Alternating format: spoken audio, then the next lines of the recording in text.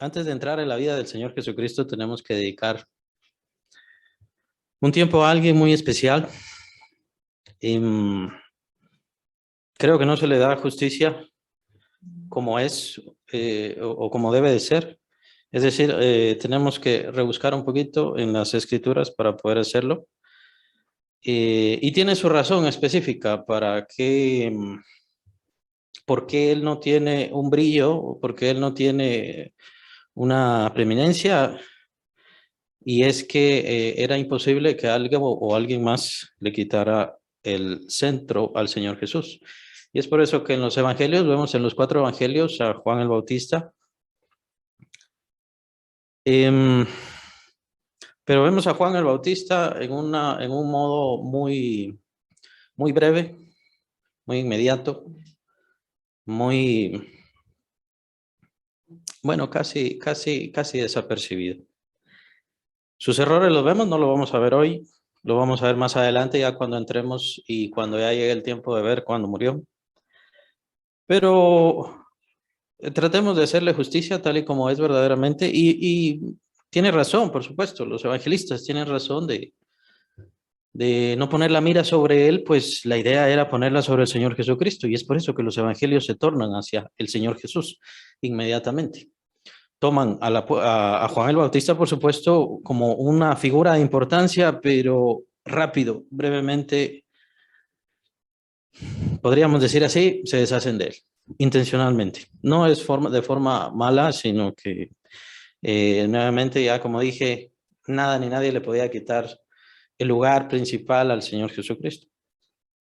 Bien, ¿qué pasa con Juan el Bautista? ¿Por qué es tan importante Juan el Bautista? Bueno, en primer lugar, porque el Antiguo Testamento profetizó acerca de Juan el Bautista.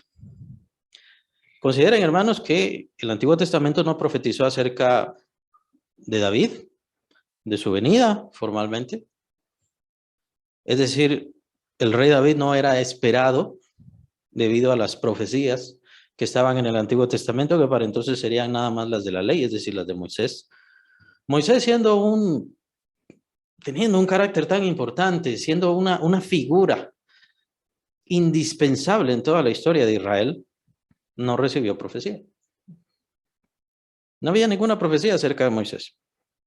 Y así lo mismo podemos ir con todos, Job, Isaías, Salomón, etcétera, etcétera. No podemos darle el mismo lugar o el mismo carácter que a Juan el Bautista. Con respecto a Salomón, sí recibió profecía, eso sí es cierto, sí recibió profecía, pero la recibió a través de Natán y a través de David. Pero no habían profetas específicos hablando acerca de él, como sucedió con Juan el Bautista. Desde ahí tenemos que entender que es una persona muy importante. Se considera pues que el único que ha sido esperado en el mundo o por la historia, el único que se había predestinado su venida y anhelado tanto era el Señor Jesucristo, pero en realidad también, en menor medida, por supuesto, en mucha menor medida, pero también el otro que había sido esperado era Juan el Bautista. Juan el Bautista era la señal. ¿Era la señal de qué? Era la señal del final. Y vamos a estar viendo algunas cosas. Estamos en este momento en Mateo 3. Mateo 3, 1 al 5, hemos leído. Pero quiero que recordemos algo que está permítanme, en Números. Número 6. Por favor, abran sus Biblias al número 6.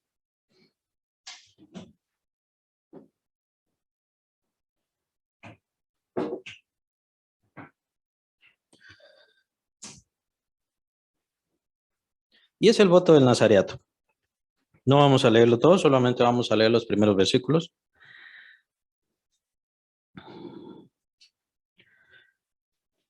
Por si no conocían el voto del Nazareato, es muy importante que lo conozcan, así que es mejor que lo aparten o que lo conozcan ahora, que está en número 6. El voto del Nazareo o del Nazareato. Capítulo 6, habló Jehová a Moisés diciendo: habla a los hijos de Israel y diles, el hombre o la mujer que se apartare haciendo voto de Nazareo para dedicarse a Jehová, se abstendrá de vino y de sidra, No beberá vinagre ni vino, ni vinagre de sidra, ni beberá ningún licor de uvas, ni tampoco comerá uvas frescas ni secas. Todo el tiempo de su nazareato, de todo lo que se hace de la vid, desde los granos hasta el ollejo, no sé si lo leí mal, perdón, no comerá.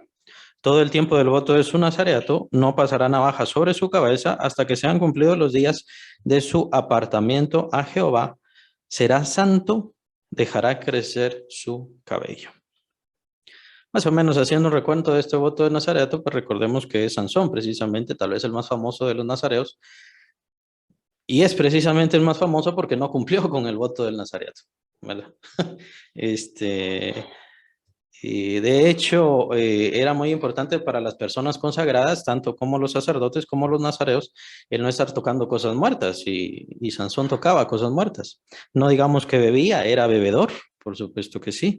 Y por supuesto ya vemos que al final lo que sucedió no fue que en el cabello de Sansón estaba la potencia que Dios le daba, o ahí en el cabello estaba la fuerza para hacer todo lo que hizo, sino que en realidad era la situación de todas las características del voto.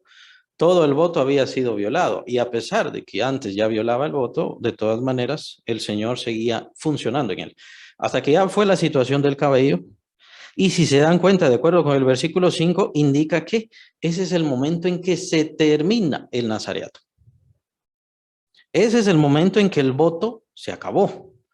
Entonces, no es cuestión de que el Señor quería que Sansón tuviera el pelo largo. No, lo que indica que perdiera su cabello es que el voto se había terminado, había dejado de ser consagrado al Señor. En ese momento, ese hombre ya no era santo. Y por cierto, si se dan cuenta, las mujeres también podían consagrarse, ¿verdad? Es una situación muy importante. Es una situación muy importante. Los hombres o las mujeres podían hacerlo. Y por cierto, llamó la atención a que aquí no había ninguna diferencia o distinción de tribu. Aquí no era cuestión de que esto era solo para los sacerdotes. Recordemos que el servicio en el templo era solo hacia los sacerdotes. Solo ellos podían cumplirlo. Pero el voto del nazareato lo podían hacer todos, cualquiera, quien quiera que sea. Ellos lo podían hacer. Y lo que vemos también es que Dios mismo es el que exige el voto del nazareato. Precisamente es la historia que está en Jueces acerca de Sansón. Una historia muy importante. Les llamo la atención a eso. El ángel de Jehová fue el que habló con los papás de Sansón y que les dijo, este va a ser nazareo de nacimiento. Y más o menos se parece a lo que pasó con Juan el Bautista. Vamos a ver Lucas. Ahora vamos a Lucas. Es un pasaje que ya lo vimos, pero vamos a recordarlo.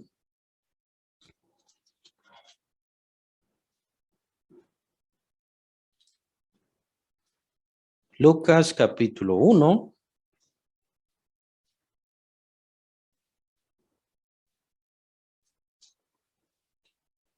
A partir del versículo 13. Vamos a leer. Lucas 1:13 en adelante. Pero el ángel le dijo, este es Gabriel. ¿Se recuerdan la historia cuando fue la visión del arcángel Gabriel a Zacarías, mientras Zacarías estaba sirviendo en el templo? Zacarías estaba haciendo la ofrenda del incienso delante del arca del pacto del Señor. Entonces ve la visión, el arcángel Gabriel se manifiesta y dice, Zacarías, no temas, porque tu oración ha sido oída y tu mujer Elizabeth te dará a luz un hijo y llamarás su nombre Juan y tendrás gozo y alegría y muchos se regocijarán de su nacimiento, porque será grande delante de Dios, no beberá vino ni sidra. No beberá vino ni sidra. ¿Qué quiere decir eso? Iba a ser un nazareo. En el capítulo 18 de Hechos, vemos al apóstol Pablo terminando su segundo viaje misionero. No se especifica si hizo el voto del nazareo, el voto del nazareato, pero sí es seguro de que hizo un voto. Y en ese voto el apóstol Pablo se menciona que ya iba rapado cuando terminó su segundo viaje misionero. Esto lo que quiere decir es de que él se había dejado crecer el cabello. Entonces, lo más seguro es que también había hecho el voto del nazareato. A veces en la Biblia aparece solamente una característica, pero si nosotros, de acuerdo con lo que acabamos de leer, número 6, tenemos que indicar que el voto se había hecho completo. Y el apóstol Pablo también lo había hecho, lo pueden encontrar, capítulo 18 de Hechos, al final de su segundo viaje misionero, que fue tal vez el más difícil de los viajes misioneros del apóstol. El tercer viaje fue un poquito más de confirmar a las iglesias, pero el segundo viaje misionero fue el difícil, fue el abrir brecha en Europa, en Grecia, en el Imperio Romano, en la base del Imperio Romano, en todo lo que es el estoicismo, el helenismo y todas esas cosas, filosofías, ¿no? Ahí fue precisamente en donde sucedió el segundo viaje misionero del apóstol Pablo. Es muy importante, muy, muy importante. Pues Juan el Bautista, de acuerdo con este pasaje, de acuerdo con el llamado de el ángel, el arcángel Gabriel, tenía que ser un nazareo. Tenía que ser consagrado al Señor completamente. Y son muy bellas las palabras del arcángel, sigamos leyendo, y será lleno del Espíritu Santo, dice, aún desde el vientre de su madre, y esto se cumplió. No sé si lo leyeron más adelante, cuando María va a visitar a Elizabeth y se encuentra con Elizabeth y las dos están embarazadas, por supuesto.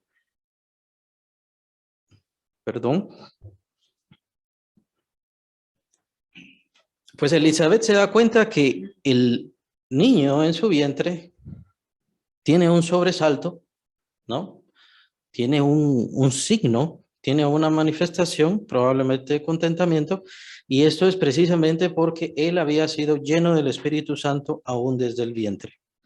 No nos vamos a meter a la situación, bueno, entonces, pero ¿cómo había sido nacido de nuevo si no había, cómo había sido lleno del Espíritu Santo si no había nacido? No, no nos vamos a meter a esa discusión.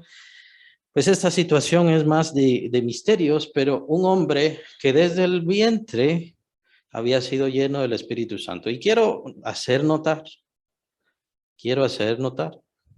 las características tan importantes que estamos viendo. Un nazareo. El arcángel, estamos hablando del ángel más importante en toda la corte celestial. Fue a dar el anuncio sobre este hombre y fue a declararlo. Y de hecho fue el arcángel quien dio su nombre. ¿Se recuerdan cuando nació Juan el Bautista? Incluso las parteras, las mujeres que estaban ahí decían, pero si no hay ningún Juan en tu familia, ¿por qué le vas a poner Juan? Es entonces Zacarías cuando lo escribe, mejor dicho, perdón, él lo escribe porque en ese momento no podía hablar.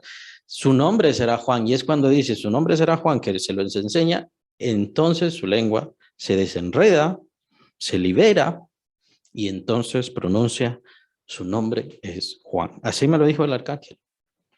Ese fue el mandato de Dios. Será lleno desde el Espíritu, será lleno del Espíritu Santo desde el vientre, pero es que ninguno de nosotros fue lleno del Espíritu Santo desde el vientre. Pero este hombre sí, y este hombre manifestó al Espíritu Santo desde el vientre. Y hará que muchos de los hijos de Israel se conviertan al Señor, Dios de ellos, e irá delante de él con el espíritu y el poder de Elías para hacer volver los corazones de los padres a los hijos y de los rebeldes a la prudencia de los justos, para preparar al Señor un pueblo bien dispuesto. Qué palabras tan maravillosas, ¿no? Qué palabras tan importantes, qué anuncio tan maravilloso. Imagínense que ustedes tengan un hijo y que sea un arcángel el que anuncie su venida, el que les dé el nombre que deban ponerlo, el que diga, el Espíritu Santo va a estar adentro de él, va a estar en él, va a bendecirlo desde el vientre de su madre, desde ahí.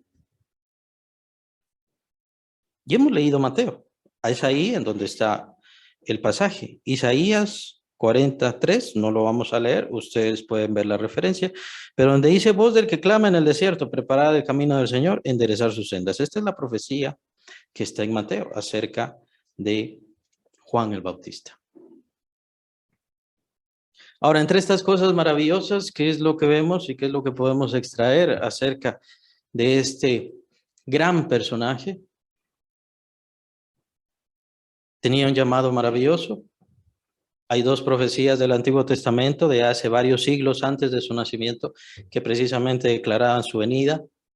He aquí les envía mi mensajero, dice el Señor en Malaquías, el último de los libros proféticos, mi mensajero Elías, el cual preparará el camino. Esa es la profecía acerca de Elías y es por eso que el arcángel menciona acá a Elías. Malaquías 4, 5 al 6, ustedes pueden verlo en su concordancia y en sus Biblias también. Estas profecías nos anunciaban acerca de Juan el Bautista. Qué hombre tan maravilloso. Ni siquiera Pablo. Aunque Pablo dice, Dios me había apartado ya desde el vientre de mi madre. Sí, pero no había profecías acerca de Pablo. El Espíritu Santo no llenó a Pablo desde el vientre. A Juan el Bautista sí lo llenó. Ahora, ¿cuál es el precio? ¿Cuál es el precio? ¿Cuál es el precio de este llamamiento? ¿Qué es lo que tuvo que pagar? ¿Qué es lo que tuvo que hacer? ¿Qué es lo que fue necesario para Juan el Bautista para poder cumplir con este llamamiento? Y vemos un versículo, ya cuando es su nacimiento. Si quieren, vuelvan las páginas siempre sobre el capítulo 1, el último versículo del capítulo sería el 80, en donde menciona, y el niño crecía, hablando de Juan el Bautista. Lucas 1:80. Y el niño crecía y se fortalecía en espíritu y estuvo en lugares desiertos hasta el día de su manifestación a Israel. Y el niño crecía y se fortalecía en espíritu. El Espíritu Santo estaba dentro de él ya desde el vientre de su madre. Y fue el Espíritu Santo el que lo impulsó. ¿A dónde? A los lugares desiertos. A los lugares desiertos. Y ahí fue donde se desarrolló. Ahí fue donde estuvo. Ahí fue donde creció. Hago notar de que Juan el Bautista, siendo un hombre tan importante, teniendo tantas profecías, un arcángel, el arcángel entre los más importantes de la corte celestial, anunció su nacimiento. Juan el Bautista no tendría que haberse ido a un gran seminario. No tendría que haber sido educado con los grandes maestros de la ley. Se fue al desierto. Se fue al desierto y se fue a vivir al desierto. Ahí se desarrolló. Y ahí aprendió a tener una relación con Dios. Qué bueno fuera que solo eso. Qué bueno fuera. Ahora regresemos al pasaje que vimos al principio. Mateo 3.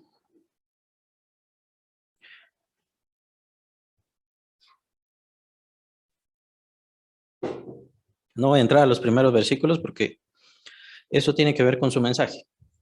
Su mensaje lo vamos a ver en 2 semanas. Ya vimos lo de la profecía y ahora vamos a ver versículo 4. Mateo 3, 4. Juan estaba vestido de pelo de camello y tenía un cinto de cuero alrededor de sus lomos y su comida era langostas y miel silvestre.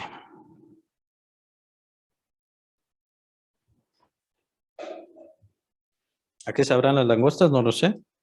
¿Qué se sentirá comer miel silvestre todo el tiempo? No lo sé tampoco. ¿Y qué será usar piel de camello? No utilizar ropa, que en ese momento sí habían túnicas, en ese momento sí habían vestidos.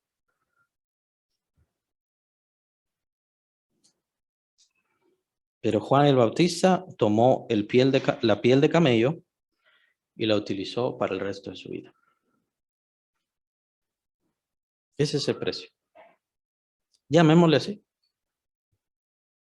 Dios nos exige un precio. Eso es muy importante.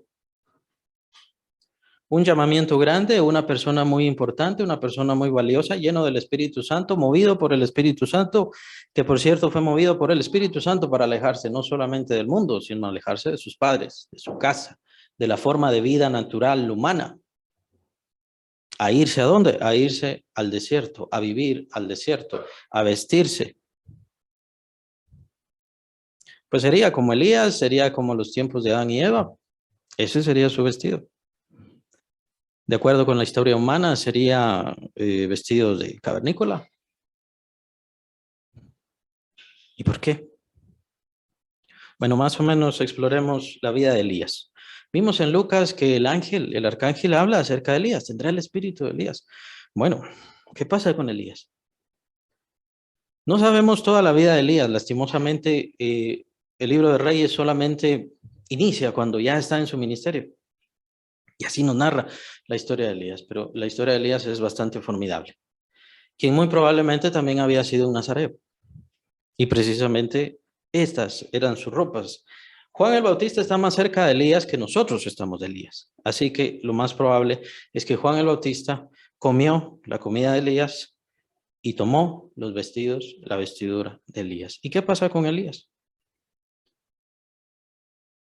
¿Y qué pasa con esto? ¿Será que el Señor nos manda a hacer así? El Espíritu Santo desde el vientre, desde que Juan estaba en el vientre, lo obligó a ir al desierto ya cuando nació, cuando fue creciendo, que fuera al desierto y que se vistiera de esa forma y que comiera esas cosas. ¿Será que el Espíritu Santo va a hacer lo mismo con nosotros? ¿Será que el Espíritu Santo nos demanda igual? ¿Y será que Juan el Bautista era mayor que el Señor Jesús? Pues Juan el Bautista hizo todas estas cosas, pero el Señor Jesús no. De hecho, el Señor Jesús tuvo una vida bastante normal. Ya lo hemos estado viendo. Bastante común. Juan el Bautista era mayor, pues obviamente la respuesta es no. Pero ¿qué pasa aquí? Elías, el profeta, es un profeta, pues podríamos decir del fin de los tiempos, pero más específicamente, más exactamente, es un profeta que nos habla sobre el juicio venidero. Es un profeta antes del juicio. Elías fue un profeta para el reino del norte, lo que se llamó después Israel en realidad, pues Israel se había separado de Judá, Judá ya quedó como el reino del sur, quedó separado, quedó aparte. Y recordemos que en la situación de Judá, pues quedaron un poco más estables, ya que toda la línea de David, de los sucesores de David, venían sentándose en el trono. Pero la situación en el reino del norte, la situación en Israel era espantosa. Desde Jeroboam primero, que fue el que se quedó con el reino, digámoslo así, el primer rey, ya cuando se separó el reino completo de Israel de las manos de Roboam, hijo de Salomón, pues Jeroboam fue espantoso. Jeroboam fue terrible. Él fue el primer rey prácticamente de Israel y fue espantoso. Desde ahí empezó a hacer muchos ídolos, empezaron a entrar en idolatría, empezaron a cometer actos espantosos. Y surgieron estos profetas y profetas y profetas, pero entre ellos un profeta sobresale a todos y ese es Elías. Elías, al considerar ya varios años después de Jeroboam, como les comento, al considerar ya después que todo esa nación, que todo ese país había sido corrompido, podrido, arruinado, y recuerden que él vivió en los tiempos de Acab, el rey Acab, y de Jezabel, su esposa, y de hecho era Jezabel la encargada de arruinar todo el país, y lo arruinó, mató a los profetas del Señor. Que Elías le dice eso al Señor: Señor, han matado a todos tus profetas, solamente yo he quedado. No, me he guardado algunos, le dice el Señor.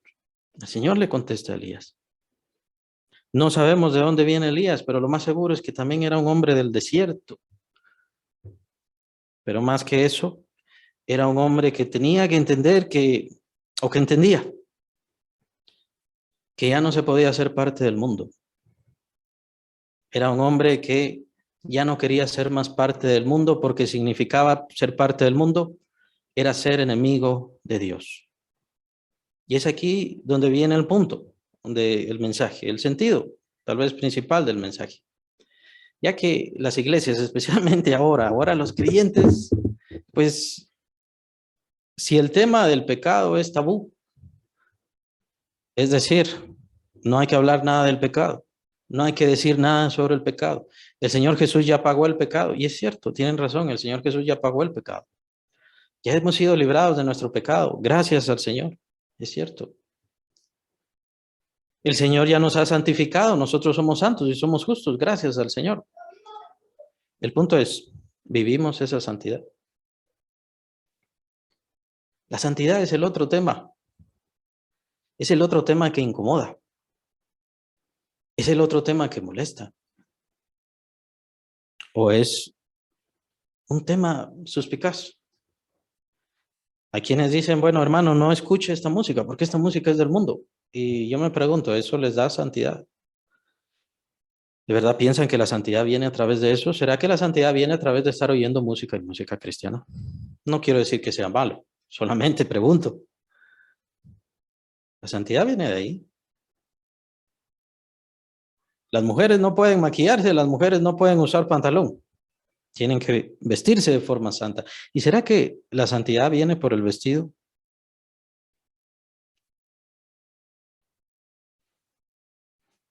¿Cuáles son las ropas santas? ¿Cuáles son las ropas que Dios aprueba? Elías y Juan el Bautista todavía venían del tiempo del hacer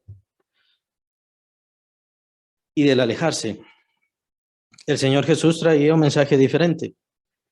No voy a decir más positivo, más exacto. De hecho, muy espiritual. El Señor Jesús, su mensaje era un mensaje de conciencia. Tocaba el corazón.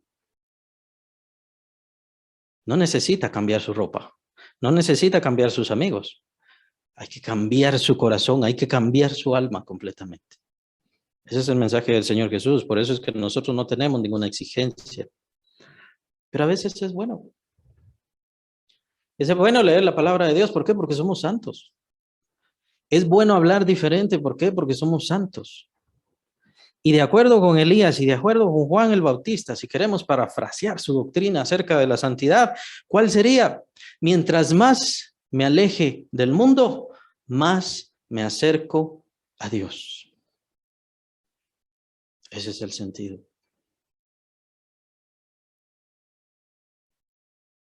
Con tal de ganar más tiempo con Dios, quiero perder más y más de mi tiempo en el mundo. Elías rechazó todo del mundo, precisamente porque era parte de este pueblo, pero él ya no quería ser parte de este pueblo. Quería regresar al Israel de antes. Quería volver al Israel de antes. Ese Israel del desierto, ese Israel que hablaba con Dios y que sí eran imperfectos, por supuesto que eran imperfectos, pero ahí estaba el poder de Dios. Y ese mensaje fue muy importante precisamente ¿por qué? Porque ya pronto vendría el juicio sobre el reino del sur. Y el juicio del reino del sur fue espantoso. El juicio del reino el juicio del reino del norte. El juicio del reino del sur fue terrible, lo hizo el rey de Babilonia, fue Babilonia, Nabucodonosor, destruyó Jerusalén, destruyó el templo, sí, hubo mucha muerte, sí, pero lo que pasó en el reino del norte fue espantoso. Lo que hacían los asirios, y fueron ellos los que destruyeron el reino del norte, era horrible.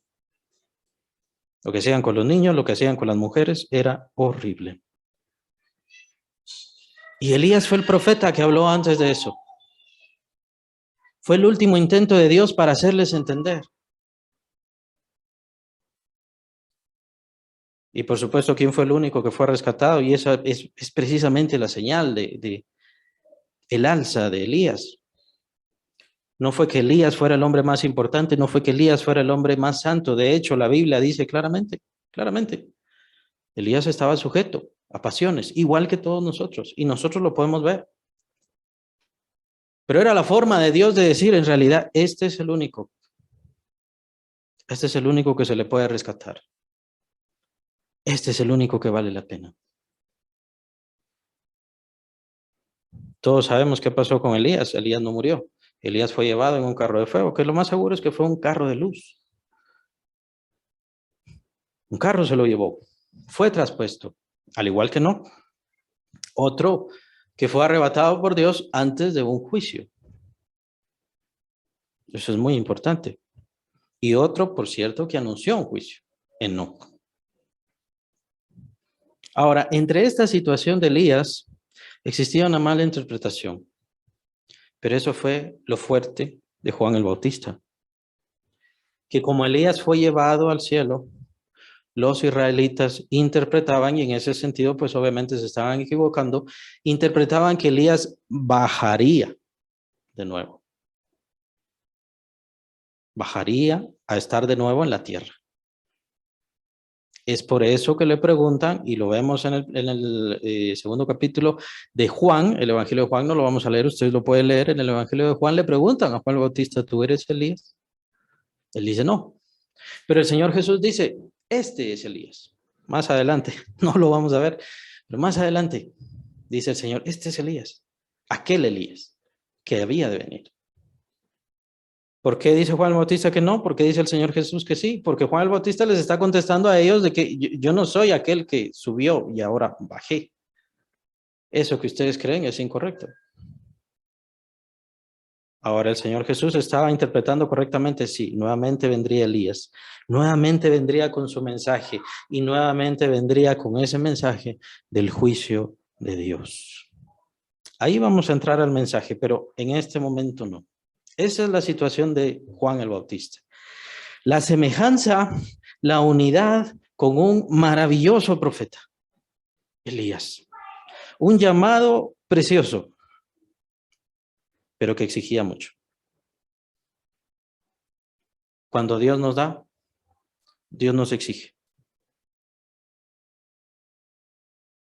Cuando Dios nos da algo, Dios nos exige. Por favor, hermanos, saquémonos de la mente que no tenemos que cambiar, que no tenemos que ser diferentes, que no tenemos que hacer otra cosa, que estoy bien como estoy.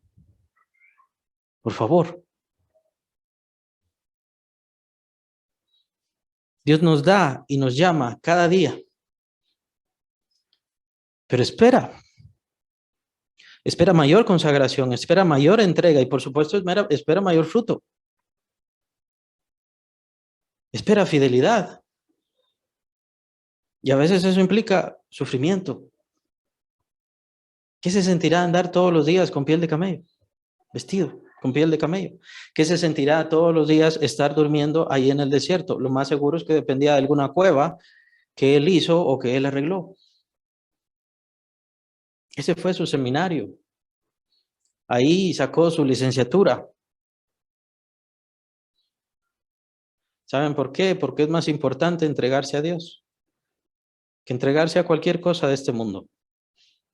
Es más importante consagrarse a Dios que consagrarse a los libros.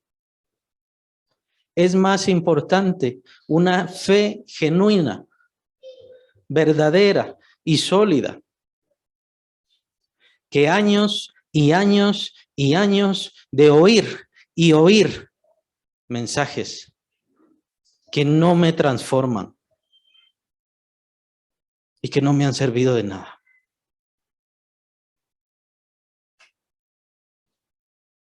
Eso es mejor. Y eso fue lo que preparó a Juan el Bautista. Eso fue lo que lo predestinó. Eso fue lo que lo formó en su propósito. Lo que hizo que fuera igual a Elías. Decir que tuviera el espíritu de Elías es cosa grande. Alguien, ¿quién puede llenar los zapatos de Elías? Pero por supuesto que Juan el Bautista lo hizo. Juan el Bautista lo logró. Nuevamente, como digo, debido a que los evangelios son cristológicos absolutamente, tienen que apocar un poco la imagen de Juan el Bautista. Pero Juan el Bautista es muy importante, pues es una imagen de juicio. Es una imagen de que el final se acercaba. Eso fue lo que vieron los israelitas. Eso fue lo que vio el pueblo de Judá. Por eso dice versículo 5, capítulo 3 de Mateo, el que leímos. Y salía a él Jerusalén y toda Judea y toda la provincia de alrededor del Jordán. Toda Jerusalén salía a él. Toda Judea salía a él. Ya vino Elías. Elías ya está con nosotros. ¿Qué quiere decir eso? Quiere decir que ya viene, ya vino el mensajero. Ahora viene el Mesías.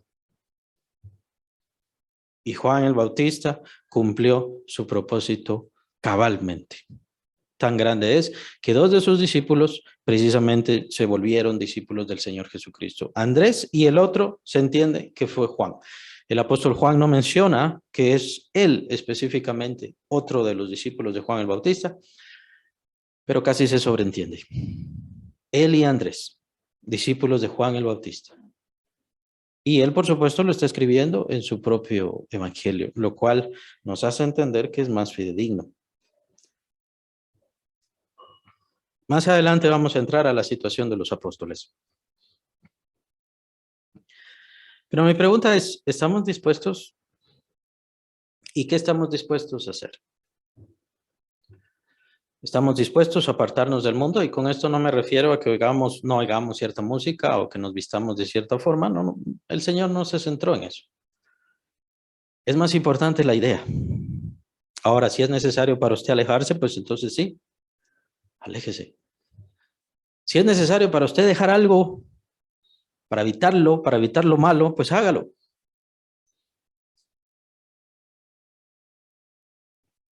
Pero hay una conclusión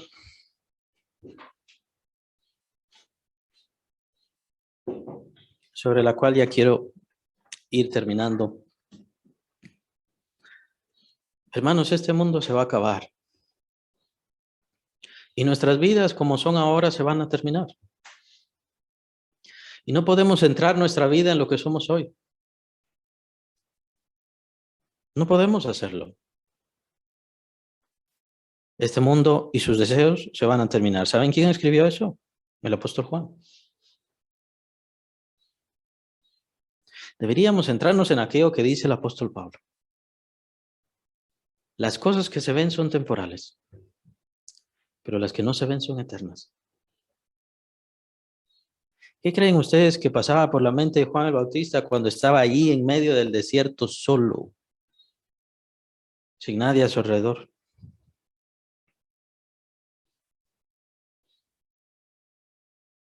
¿Estoy solo? ¿Me estoy perdiendo la vida? ¿Estoy perdiendo mi tiempo aquí? Estoy encontrándome con Dios. Y sabía que a Dios jamás lo iba a ver, porque era espiritual.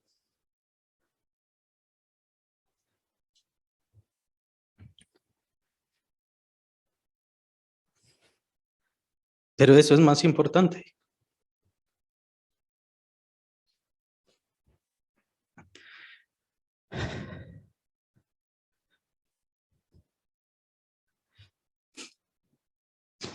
¿Qué hacemos cuando estamos reunidos como iglesia? ¿Dios está conmigo? ¿Estoy agradando a Dios? ¿Estoy encontrándome con Él? ¿Y es Dios lo suficientemente valioso y más importante que todas las cosas para dejar este mundo? Lo necesito a Él más que a este mundo. Lo necesito a Él más que a esta vida. ¿Qué es lo más importante para mí? ¿Se dan cuenta que la situación de la santidad no es cómo me visto o cómo leo la Biblia o cómo oro?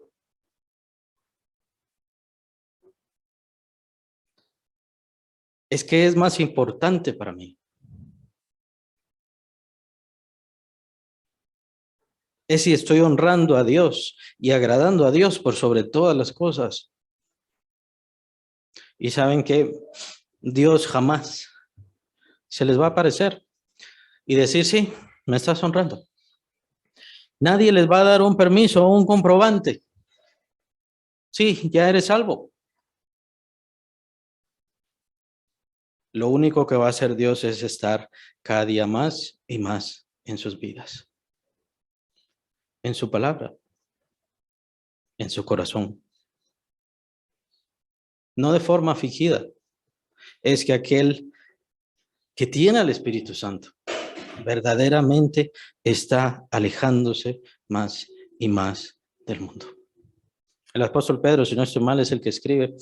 Aquellos se sorprenden, los del mundo, se sorprenden que ustedes no vayan y que no corran de la misma forma como ellos.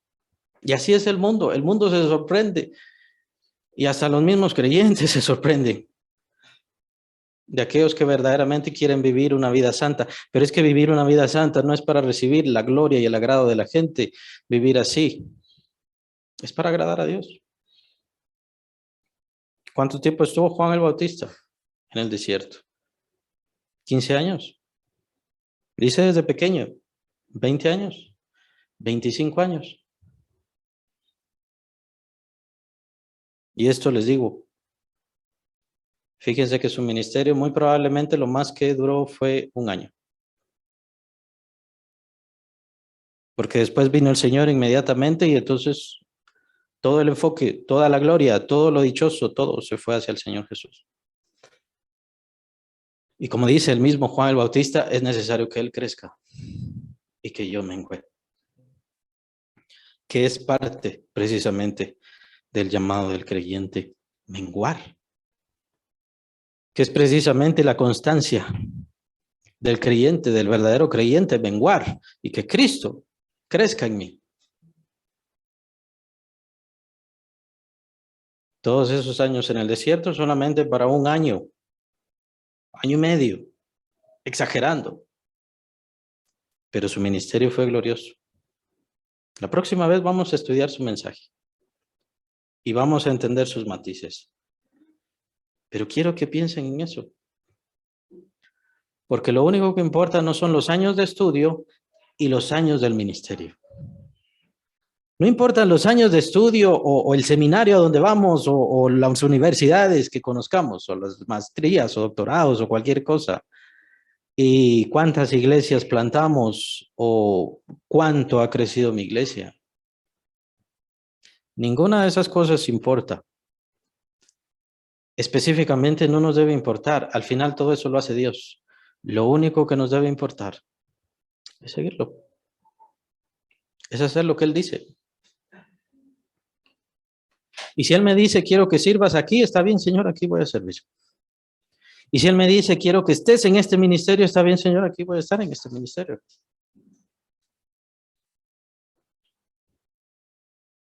Lo que Él dice es lo único que importa. ¿Y cómo aprendemos a oír su voz? Al querer estar en Él, con Él, por Él, y dejar las cosas de este mundo atrás. Eso es lo que nos enseña la vida de Juan el Bautista. Eso es lo que nos enseña la vida de Elías. Elías fue otro. Su ministerio fue breve y fue muy perseguido, espantosamente perseguido. Al mismo tiempo, el Señor se glorificó grandemente en él. Pero si se recuerdan, él ni siquiera pudo terminar su ministerio. Fue Eliseo quien terminó su ministerio, porque fue el que ungió al rey Jehú. Y por supuesto también al rey de Samaria. El Señor hace lo que quiere. Y el Señor usa a quien quiere y como quiere. ¿Estamos dispuestos a hacer lo que Él dice y a seguir su dirección y a buscarle? Por supuesto que vamos a fallar. Por supuesto que fallamos. Juan el Bautista falló. Lo vamos a ver mucho más adelante. Elías falló. No somos perfectos. Pero tenemos esos principios. Vamos a dejar el mundo atrás. Depende de cada uno. Que el Señor les bendiga.